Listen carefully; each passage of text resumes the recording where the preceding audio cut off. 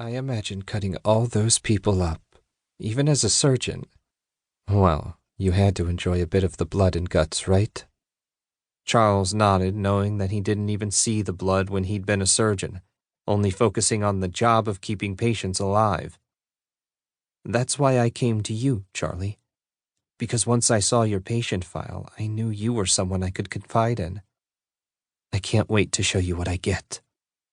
Bradley turned and walked out of the room, leaving Charles Ranger feeling certain that his closest caretaker was a serial killer.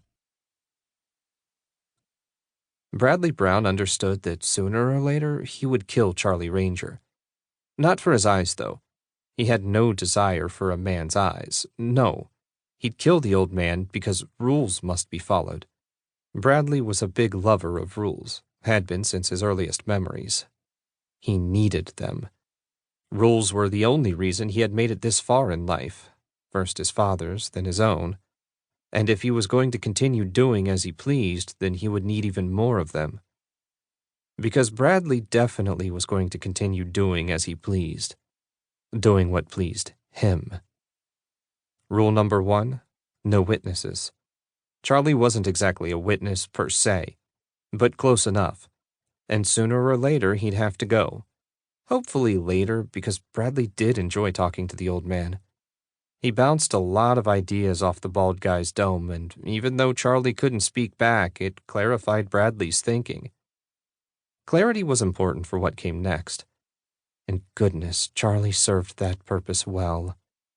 At first, Bradley thought he would take women that he knew. They would be the easiest. He would understand where they lived, their patterns, etc. Talking with Charlie, though, rid him of that notion. Well, talking and reading. Bradley read a lot, though a very specific type of genre, true crime with a focus on serial killers.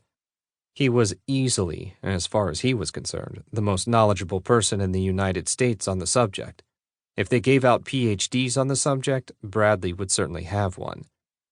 Reading about the killer Ed Kemper helped show Bradley how foolish it would be to abduct people he knew. Ed only killed hitchhikers, until he got to his mother. Bradley would read, and then he'd talk to Charlie, and in the end his plan developed into something nearing perfection. He wouldn't be caught. Not like Ed or Jeffrey or Ted. Ed was caught because he turned himself in. Jeffrey was caught because he was a fucking idiot. Same with Ted. The cops, in every single case, were about as clueless as anyone could possibly be. In Jeffrey Dahmer's case, they actually sent an underage boy who had a hole in his head, filled with acid, back to Dahmer. Old Jeffrey just told them they were boyfriends and the underage boy was drunk. Believable enough. Ted Bundy escaped from jail. Escaped from jail. When Bradley first realized that, it took a few minutes to fully sink in. The police, the FBI, they were all so incompetent that Bradley could do whatever he wanted as long as he followed his rules. Truthfully, the fear of incarceration or the death penalty had been the only thing that kept Bradley from doing it sooner. That was over now, though. Bradley's parents had his IQ tested as a boy, putting him at 145 and in the upper echelon of humans. He was far too smart to be caught by people who would send someone with a goddamn hole in his head back to a cannibalistic serial killer. No, it was time to start. Crystal thought Liam was cute, for someone at this bar at least. Doesn't matter, not like he ever hits on you anyway. Liam had started coming to Crystal's restaurant, the happiest hour, about 6 weeks ago. He always came in later in the evening, when the bar had slowed down and the servers were beginning to clean their sections.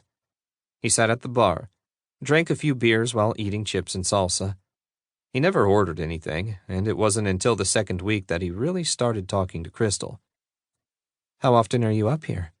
she asked as she placed down a new basket of chips. 4 or 5 nights a week. "Don't want to go home?"